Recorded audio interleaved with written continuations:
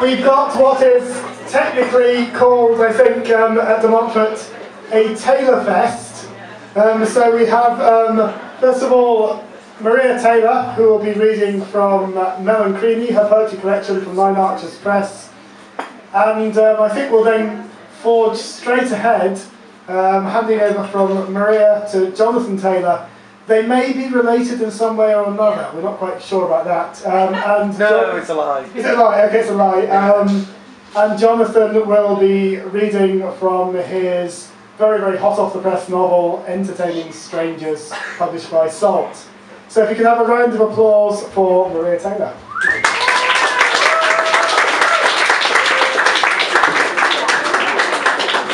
Hello. The title of the book is Melanchrini, or Melanchrini, and it's a Greek word which means dark-haired. And when I was trying to think of titles for the book, really I had no idea. So I thought Melanchrini was a good title because it was a kind of nickname of mine. And someone said the title gives nothing away. I think if you turn to the first page, it does actually say Melanchrini, dark-haired. So it does give something away. I often read this poem first because it kind of sets off the book really. And my grandmother, my family are Greek Cypriot, and my grandmother's dowry present was a table. And I like the idea of kind of talking about that because when I was a little girl, one of my first memories in terms of meeting my grandparents was sitting at their table. And they used to get up very early. They were farmers. And up at about 5 in the morning, just sitting with them. And the sunrises were very, very pink. And we'd watch the pigeons, and the Greek name for pigeons is beristeria. So there's a bit of Greek in it as well. At her grandmother's table. Melanchrini, do you remember the coral morning when the pigeons gathered in the yard, soft-winged and pearling the air with sound? It was so early when you joined them at the table, your grandmother spooning out coffee, placing the bricchi on the stove. Your grandfather sat, hushed and stormless, his eyes filled with wings, beristeria fluttering. The sun waited a little before rising. A cockerel crowed daybreak and years went by. Now resting your full-grown elbows on the table, you wonder why it survives to feed you still. A constant narcoleptic, a dead guest who slept as in a fairy tale through other people's lives. Does this table remember the coffee drinkers who sat by its side, singing to a grandchild as they reached the grains at the base of their cups? This next poem, I wasn't planning to read it out, but I thought I haven't read it for a while, so I kind of wanted to air it. When I was a little girl, this is again linked to the theme of memory. When I was a little girl, my grandmother, funnily enough, the subject of the first poem, would send home letters and things, and my kind of main memory of them was the fact that they were airmail and they were blue, and they had little red and blue flecks on the sides, and they used to have this French word on them which said par avion, which meant by airmail. I used to think that sounded really exotic, and these letters were really important, and my dad used to get them, and it was funny, I kind of forgot about them until many years later when I was out shopping and I saw them like for sale in WH Smith, and I thought, yeah, we used to have those envelopes. So this is called Par Avion. Air-speeded letters sing the light of home, lyrical with distance. The blue and red flecked envelopes become a mother. Home so far away it turns into myth. Memory lapses into dreams and dreams are forgotten. The only reality is ink. Your mother's handwriting, so neat and clean on the paper's blue, soon spidered with age, hands tremoring, years passing like the planes tearing overhead as letters exchanged over the arc of earth between a woman and her son, par avion.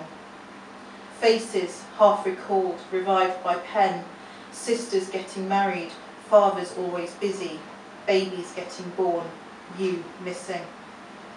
Homesickness is an open wound. You may have thrown the letters away, but I saw the blood through your shirt. It spoke with a red mouth. The next poem is, and some of you probably will have heard this before.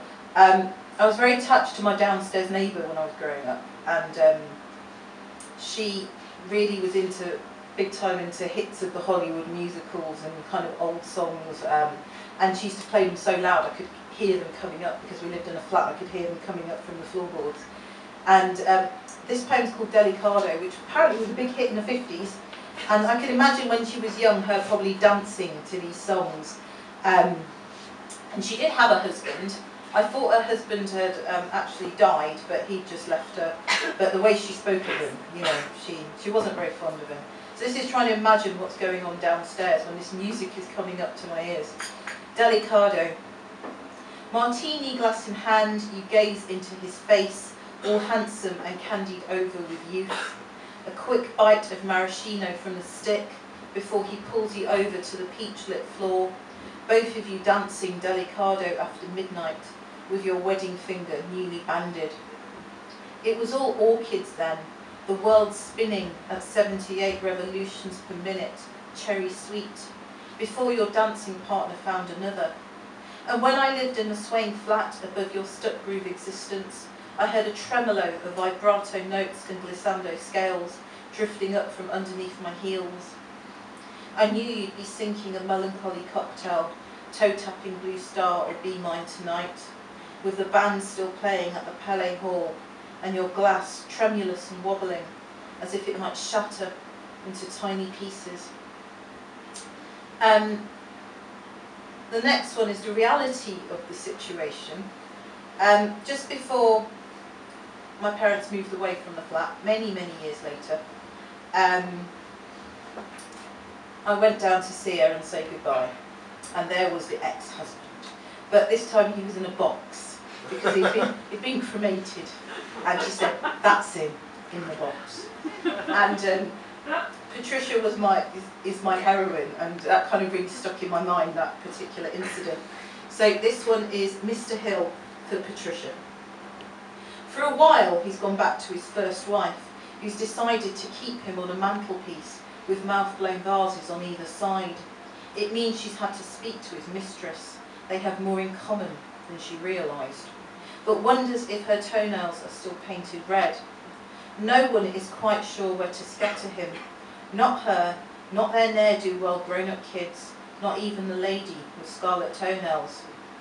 His wife sits in a sea fret of white mist, sighing through her thick cigarette smoke. She is so confused she even asked me, but I'm only a neighbour. For years I thought he'd already died, the way she spoke of him. Mrs. Hill takes another drag, decides to post him back to his lady friend, confiding in me, even though he's dead, he's still a bastard. I'm kind of doing these poems a bit at random, which isn't very well planned, but I've just turned to this one, so I think I should read it out. When I was a little girl, I used to like the idea of Narnia, as many, many people do, and I love the idea of kind of going through the wardrobe, finding this new world. So this poem's called An Unremarkable Wardrobe. Some thoughts are like wardrobes. It's impossible to take them anywhere. So much easier to creep inside, pushing at the backbone of tigered rosewood, finding a nook of permanent winter, and a snow queen making promises of sleigh rides over invisible hills. And yes, I could leave, but I choose her glassy world over mine. I breathe and exhale frail mists of sugared icing, play among her creatures of stone, sleeping on bearskin, until I can't recall the scent of dead women's clothes. She tempts my lips with cool sweetness and eaten platters of Turkish delight, teasing almost, but never quite. I wanted to read this one out as well. It's a poem about a pub in Manchester called the Peveril of the Peak, and it's a funny pub because it's kind of quite old and Victorian looking, and it just is completely out of place with the other buildings in the area, because everything else is you know, very modern, and there's this kind of very old building in the middle. called the Peveril, a place we used to go to, a pub really. The Peveril of the Peak. Alcopops buried, reborn in spirit. Here's where my friends taught me how to drink without being a fish. It didn't look much, a lucky hanger-on in demolition death row, but it did for conversation though. Smoke clouds in place of air, waking up with nicotine weeded in our hair. When we get old, we'll say we always had to wash our clothes and hair the next day. Little smiles on our curly skin, post-laundered nostalgia, except we'll be saying it to different people. Time tumbles by, makes wraiths of friends and strangers. If ghosts exist, the fear is in not seeing them, not hearing chains clank or seeing a sheeted figure walk through a wall, wreathed in curling silver from yesterday's cigarettes. Perhaps next morning they'll turn up, pearls of stirred mist in the room oyster. And there was an extra line to that poem, which isn't in the book, but I can write it in if you like. I breathe in your ghost, exhale smoke phantoms. Two more before the end. Yeah, okay, this book is called Melanchrini, Melanchrini. And I did have a very different maiden name before I got married. And my maiden name was Maria Dimitri Orthodoxou, and then it changed a bit. Yeah, exactly. Repeat. Maria Dimitri Orthodoxou. Thank you. And then I got married and it changed. And I thought I should kind of mark that kind of change in name. So this is called Felling a Maiden. And what did she bring to the altar? A dowry sack of vowels, a grinding toothache of consonants. In a few inky moments, she would no longer be foreign or hard to spell. She was not from round here, torn from fig and oleander, eucalyptus and sea, though she didn't speak with a faraway voice or make lace with her grandmother's needle. After the wedding, I dismembered her. I placed her in boxes, archived her into files, her atoms looped among cobwebs and dust under attic beams, a suburban oubliette. I swallowed the heart whole. She was gone. The silence was everywhere. Which is funny. I think when you lose your maiden name and you kind of put all the odd bits of paper with your name on in boxes and stored them away, I kind of wrote it about that really. And the last one I'm going to do, if I can find it, is a poem which has kind of followed me around a little bit. It's a very strange poem, and it's about teaching the poetry of Larkin. And I know some of you will have heard it before, but I was a teacher for a long, long while, and I think when you're a teacher or a student, you end up doing the same things over and over again, and to the point where they become so part of your life they're almost real. So I'm afraid I picked on Larkin. I did teach a bit of Larkin, and yes, I have to admit there is a sex scene in this poem, but it is metaphorical, and yes, I'm afraid it's with Larkin. But, yeah, and if you've ever seen a picture of Larkin, if you haven't, just Google it and you'll kind of get a bit of a shock. Larkin, 1 September. Someone hands me a copy of Larkin. 30 eager teenage faces search me for clues. I will love teaching Larkin. I will embrace Larkin. A-level syllabi, York notes, Spark notes. We're going to crack this Larkin like a walnut. 2 October. Larkin has moved in. My photographs are all of Larkin. The face on the television belongs to Larkin. In the crisp mornings, birds are tweeting, Larkin, Larkin, Larkin. It's Sunday lunchtime. 30 essays on Larkin scream at me. Was Larkin a misogynist? Was Larkin a misanthrope? Was Larkin a joker? I give up and go in search of food. Larkin passes me the leeks and compliments me on my choice of wine. 3. The term ends. We have done our Christmas quiz on Larkin. I hate Larkin, says a small girl with eczema. 4. 'Tis the season to be Larkin. I go home with a suitcase full of Larkin. On Boxing Day I drink brandy and salute Larkin. I think I'm going Larkin. 5. Last night when I was asleep, Larkin was on top of me again. His lenses were all steamed up. He enjoys the feel of the living, the way we move. I fended him off with a hardback of New Women Poets and woke up relieved to see someone else. 6. You may turn over and begin. Mr. Larkin is your invigilator for today. I raise my hand. How do you spell MCMXIV? He clips the back of my ear with a shatterproof ruler. I draw a smurf in the margin. I have forgotten everything there is to know about Larkin. He gives up on me and leaves. Larkin's shoes echo noisily through the gym. 7. August, twisted. They're opening little envelopes. Some smile, some cry. A photographer from the local paper takes photos of students throwing Larkin in the air. I'm better now, cured of Larkin. The girl with eczema has a lighter.